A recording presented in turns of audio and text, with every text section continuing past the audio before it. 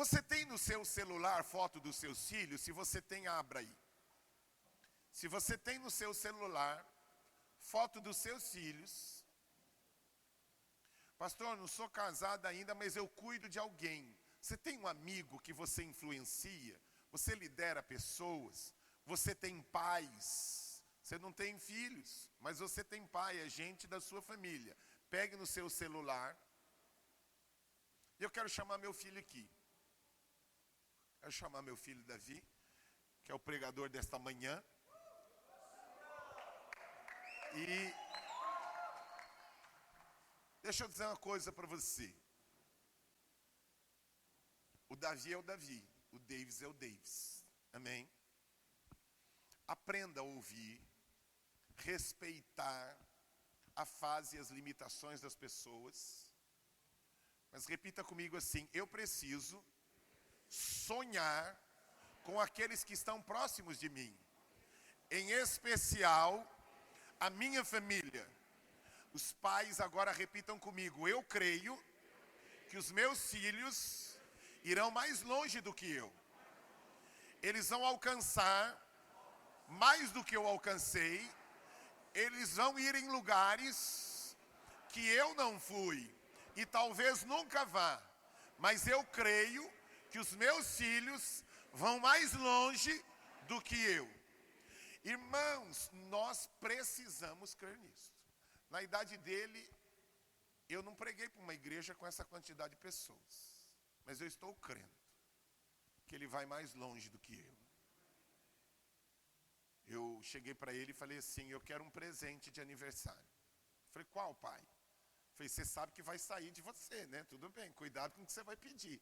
Porque o dinheiro no fundo é seu. Eu falei: não, esse não vai me custar tanto. Eu falei: eu quero que você pregue na semana do meu aniversário. Ele falou: deixa comigo. Né?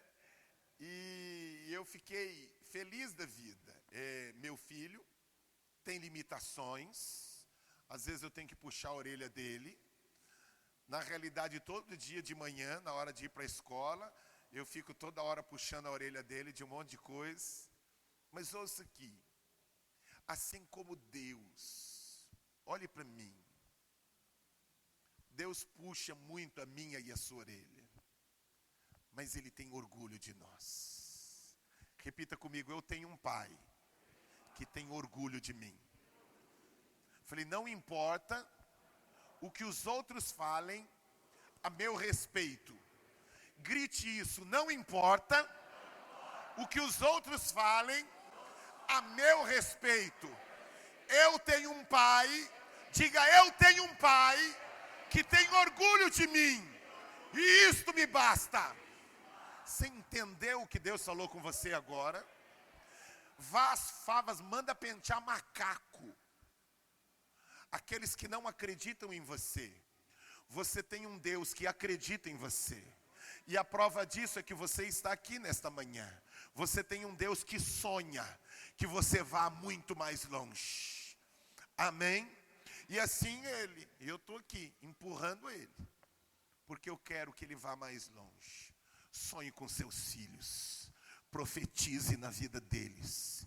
E não me importa. Entenda, deixa eu dizer uma coisa para vocês com todo amor. Eu amo vocês. Mas eu não estou nem aí para aquilo que vocês vão avaliar, meu filho. Eu continuo sonhando com ele. Sonhe com seus filhos. Enxerte no coração deles palavra profética. Abra sua boca. Não diga o que você vê. Diga o que você acredita que eles serão. Amém? Levante nas suas mãos a foto aí agora da sua família. Talvez seja seu pai. Deus não enxerga seu pai como muitas vezes você enxerga. Deus vê seu pai salvo, lavado e remido pelo sangue do Cordeiro. Deus vê seu pai adorando ao Senhor. Deus vê sua esposa adorando ao Senhor. Deus vê seus familiares adorando ao Senhor. Eu quero que você comece a profetizar aquilo que você vê na vida dos seus filhos, na vida dos seus pais, da sua esposa. Comece a profetizar: Senhor, eu creio que eu verei toda a minha casa, toda a minha família. Senhor, eu poderia ter nascido em casa, em outra família, mas foi o Senhor que escolheu quem seria meu pai, quem seria minha mãe, quem seriam os meus filhos, quem seria minha família, e eu declaro a tua bênção sobre eles, tua graça, tua unção, ó Espírito Santo, tua unção se multiplique, Senhor, tua graça, teu poder, flui com ousadia, fogo de Deus vem, fogo de compaixão, de zelo, de temor e tremor, ó Espírito Santo, abençoa a nossa casa, abençoa a nossa família, em nome de Jesus. Repita comigo, eu declaro que eu e a minha casa estamos debaixo da bênção do Senhor. Há uma nuvem de glória sobre a minha casa, há uma coluna de fogo dirigindo a minha casa, e em tudo isso, a Ele a honra, a glória e o domínio para sempre. Amém, amém e amém. Aplauda o Senhor. Deixa eu chamar o Arthur. Vem aqui o Arthur. Eu quero que o Arthur, ainda de pé, ore pelo irmão. Meu amigo, vai chegar o seu dia também. Estenda suas mãos para cá e junto com o Arthur, vamos profetizar que o Senhor use o Davi para falar comigo e com você. Viu? Ele é um menino ainda, mas a Bíblia diz que é da boca dos meninos que vem o perfeito louvor. Viu? Abra o seu coração para que Deus fale com você. Vá profetizando sobre a vida dele. Senhor Jesus, muito obrigado pela vida do Davi, o meu irmão. E eu lhe peço que o Senhor abençoe ele nesse dia. Usa a vida dele para abençoar todas as pessoas aqui. E para que não seja o Davi falando, mas o teu Espírito Santo. E para que ele possa, para que o Senhor usando ele possa alcançar bastante gente aqui e mudar a vida de bastante gente aqui. Em nome de Jesus, amém.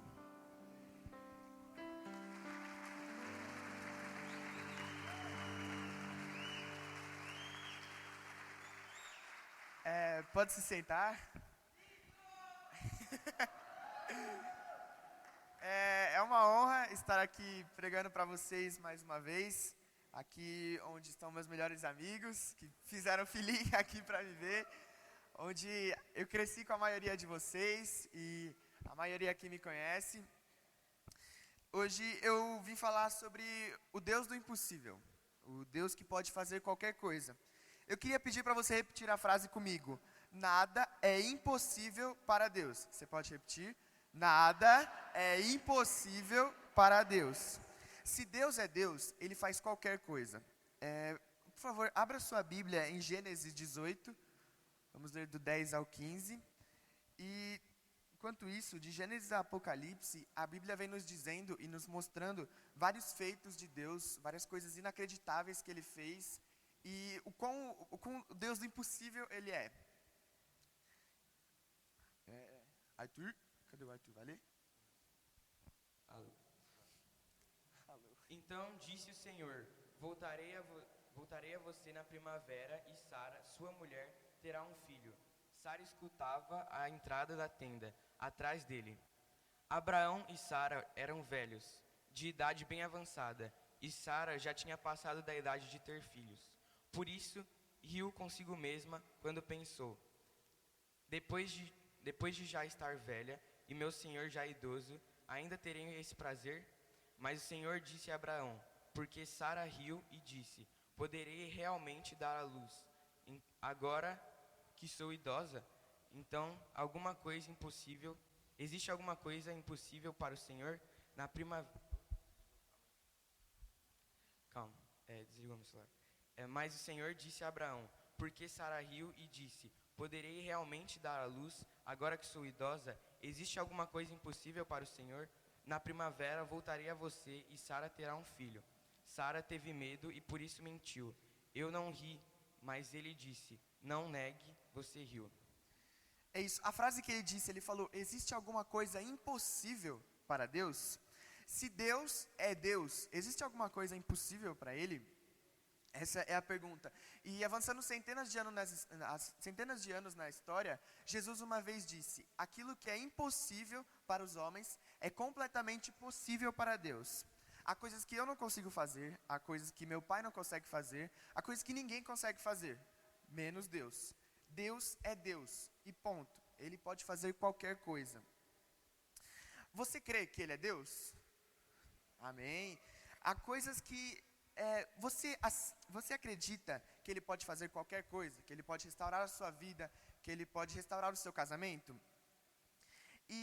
Só que é fácil crer quando é para as outras pessoas. É fácil crer quando você quer motivar alguém, quando você fala para a pessoa: calma, Deus é o Deus do impossível, Ele pode mudar a sua vida, Ele pode transformar o seu casamento. Mas quando é para você, aí é mais complicado.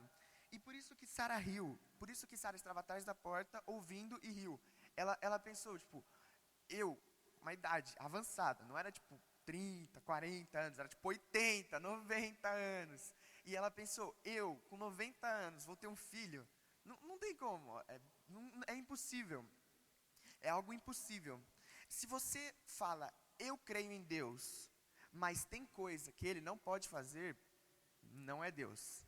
Se você crê em um Deus que pode ir até certo ponto, você não crê no Deus do impossível. Você crê no Deus do impossível. Se você crê no Deus do impossível, então por que ainda nesse país existem cristãos que não dobram seus joelhos em oração, não lutam pelos seus objetivos, existem pastores se divorciando, tanta desgraça no mundo? Onde está o Deus do impossível? E às vezes as pessoas dizem: mas é que para mim, é que quando é na minha casa, aconteceu na minha vida, na minha vida é mais complicado, para todo mundo é fácil. Para todo mundo é fácil crer que Deus vai curar você, Deus vai transformar o seu casamento, mas quando é para você, quando você pensa e fala: eu preciso de transformação no meu casamento, às vezes é muito difícil, você pensa: não dá, é muito difícil. Mas nada é impossível para Deus.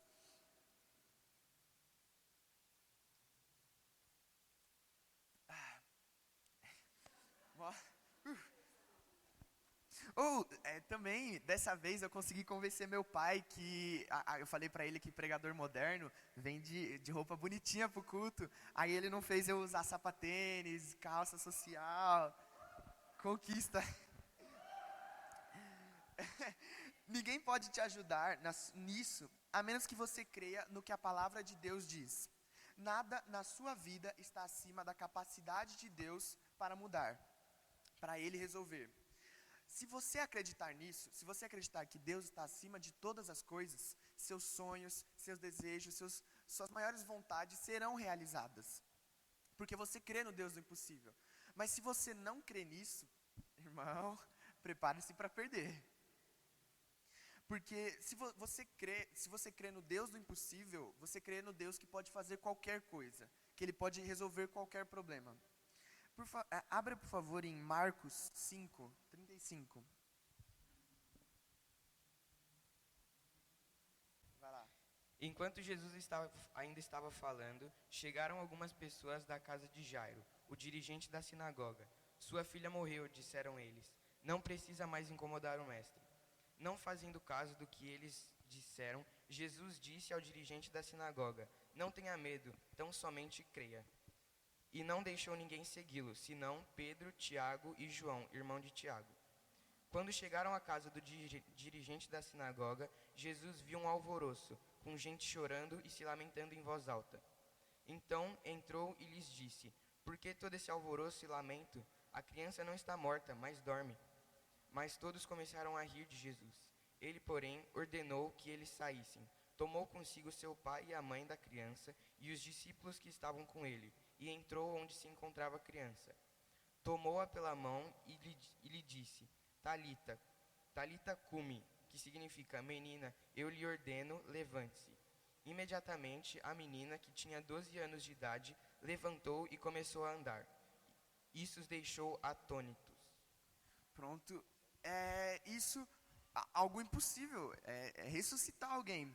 E quantos cristãos hoje não invocam o nome do Senhor para resolver seus problemas? Às vezes eles pensam, às vezes é muito grande, o problema é muito difícil, não tem como. Ou às vezes eles pensam, não, é coisa fácil, eu consigo fazer. Você não precisa disso. E Jesus, nesse versículo, ele está dizendo, sempre há esperança. Não importa se a notícia chegar, se a notícia ruim chegar, sempre tem esperança. Mas se a célula não for desse jeito, mas se não acontecer desse jeito, mas olha o que aconteceu, não importa. Pode acontecer qualquer coisa, até a morte, mas sempre há esperança. Jesus está dizendo, confie em mim, eu sou o caminho e a verdade e a vida, eu posso resolver o seu problema, eu posso resolver as suas dificuldades, você só precisa pedir, você só precisa clamar por mim. E quantas vezes hoje não dobramos nossos joelhos, não entramos no nosso quarto, no nosso secreto, e oramos, e clamamos a Deus por ajuda, clamamos por força para continuar o nosso dia. Nós não precisamos levar no nosso braço. Muitas vezes a gente quer levar na nossa força. A gente fala, não, eu consigo, eu resolvo. A gente não precisa levar no nosso braço. Se a gente tem Deus, quem crê em Deus, verá o impossível acontecendo. Deus pode trazer à vida tudo que você acha que está morto. Seja a sua casa, seu relacionamento, seu emprego. Deus é Deus e ponto. Abra por favor agora em Mateus 17, 24. Agora está certinho.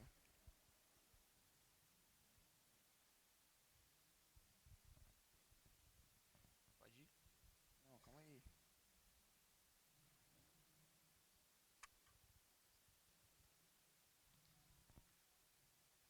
Mateus 17, 24 ao 27.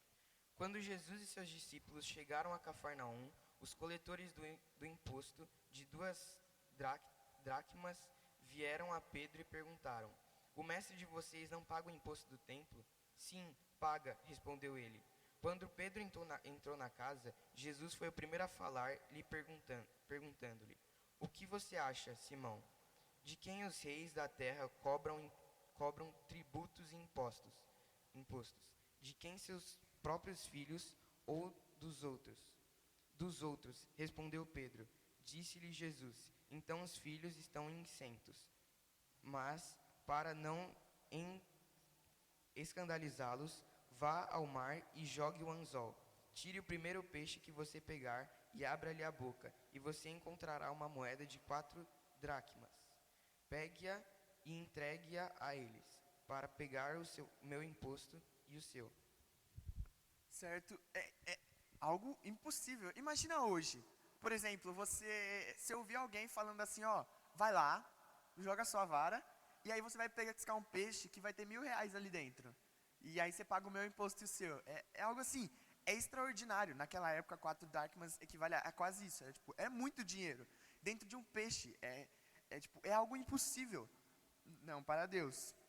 Deus está querendo provar para os seus filhos que Ele pode fazer qualquer coisa, que Ele pode resolver qualquer problema, que Ele pode resolver qualquer necessidade financeira, qualquer necessidade desesperadora. Deus é Deus, e Deus é o Deus do impossível.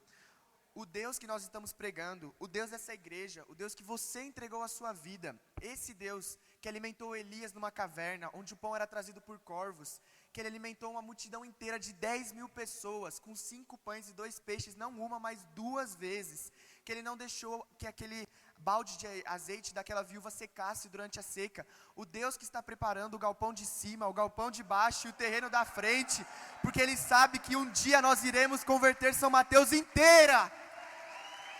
Amém?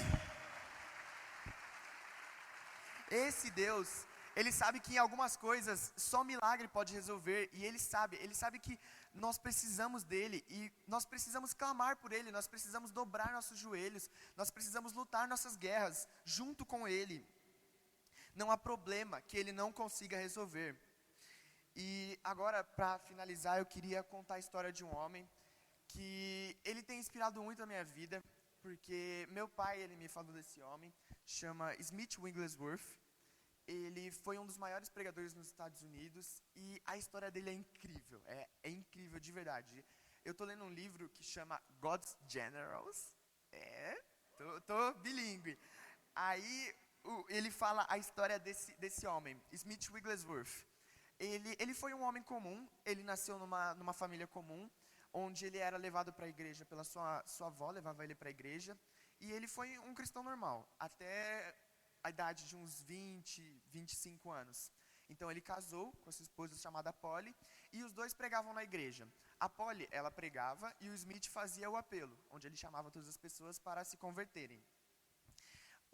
Só que ele nunca foi aquele crente, tipo, cheio do fogo e da unção. Ele era um crente, normal. E ele trabalhava de encanador. E teve uma época uma época de muita tempestade e teve muito problema de encanamento.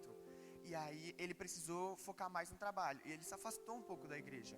E aí, nisso que ele se afastou um pouco da igreja, ele esfriou por dentro. Ele não sentia mais aquele fogo, aquela paixão.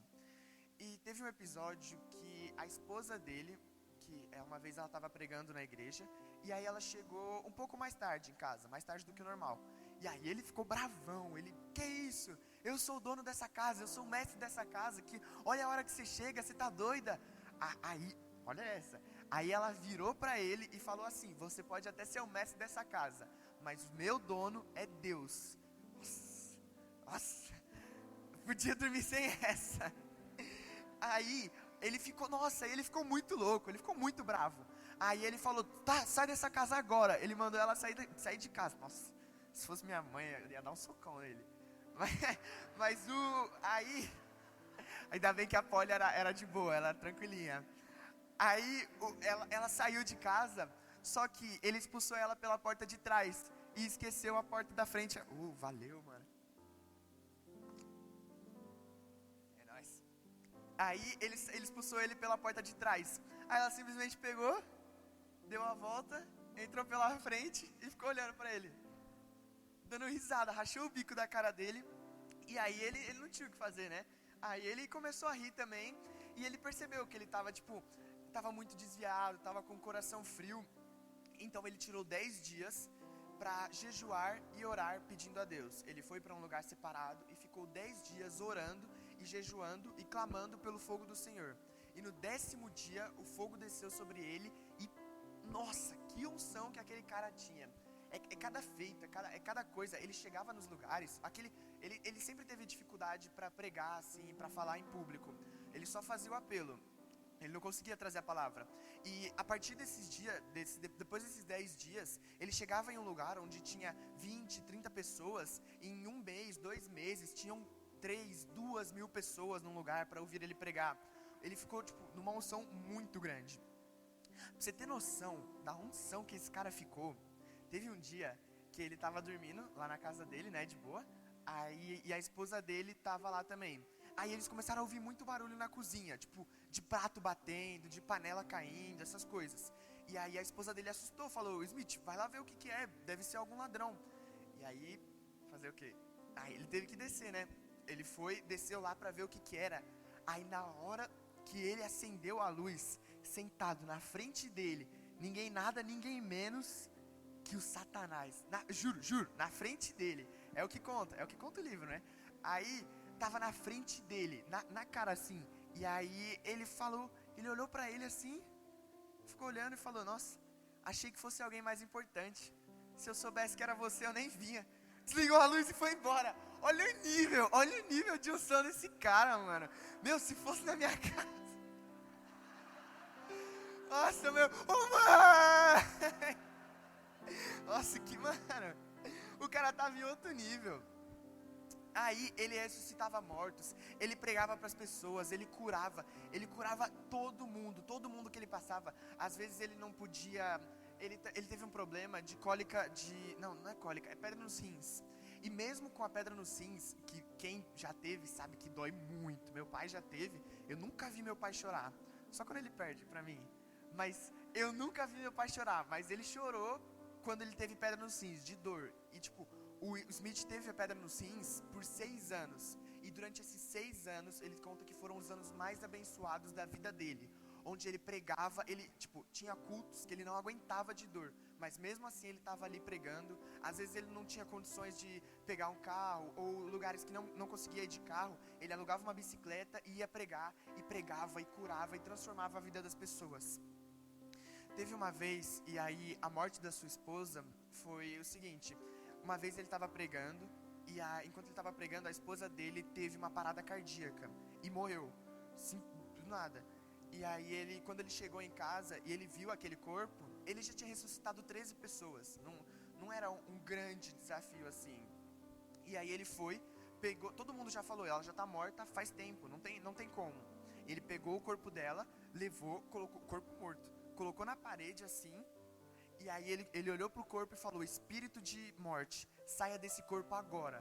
Só que dessa vez, diferente dos outros casos que as pessoas ressuscitaram, dessa vez ela começou a tremer, e aí ficou viva por só alguns momentos para poder falar. E Deus falou através dela. Ele disse: Smith, o tempo dela chegou, eu quero ela comigo agora. E aí o cara ficou destruído, o cara ficou abalado. Mas no livro conta que ele não se abalou por isso, ele não parou por aí. Quando isso aconteceu, a partir daí foram os anos que ele mais foi abençoado. Porque quando ela morreu, quando ela falou aquela frase, o Smith disse: então, Senhor, passe, eu peço que o Senhor dobre a minha unção, para eu poder exercer o papel dela também. E naqueles anos, onde ele chegava em lugares que tinham 10, 30 pessoas, em um mês tinha 30 mil, 40 mil pessoas para ouvir ele pregar. E ele curava todas as pessoas, que ele passava na rua, ia curando as pessoas. Pessoas que entravam na mesma loja que ele, eram curadas, eram batizadas no Espírito. Pra você ver o nível de unção. É muita história, não vai dar tempo de contar tudo hoje. Mas o dia que ele morreu, pra você ter noção, o dia que ele morreu, ele foi curar uma menininha. O genro dele chamou ele para ele curar uma menininha. E ele foi orar pela menina. E a menina, na hora que ele orou por cura pela menina, ele esperava que a menina falasse: sim, eu tô 100% curada. Mas ela não falou. Ela falou: melhorou, mas não 100% ainda. E então ele, na hora que ele ouviu isso, ele abaixou a cabeça e já tinha entendido que a hora dele tinha chegado. E aí ele voltou para a casa dele, deitou e falou: Senhor, está consumado. E morreu. E sabe, irmãos, lendo a história desse homem, eu comecei a entender porque meu pai tanto sonha com os 3 galpões e o terreno da frente. Porque é algo impossível para nós. É fora do nosso financeiro. Porque a gente não conseguia nem pagar o aluguel do prédio antigo, muito menos o desse. Não tem como a gente comprar os 3 galpões, é algo impossível para nós. Mas assim como Smith Wigglesworth teve fé que Deus ia prover, assim é meu pai, ele tem fé que Deus vai prover os 3 galpões e o terreno da frente, e que um dia nós vamos converter o bairro inteiro de São Mateus. Ele acredita nisso e eu também acredito, porque o nosso Deus é o Deus do impossível.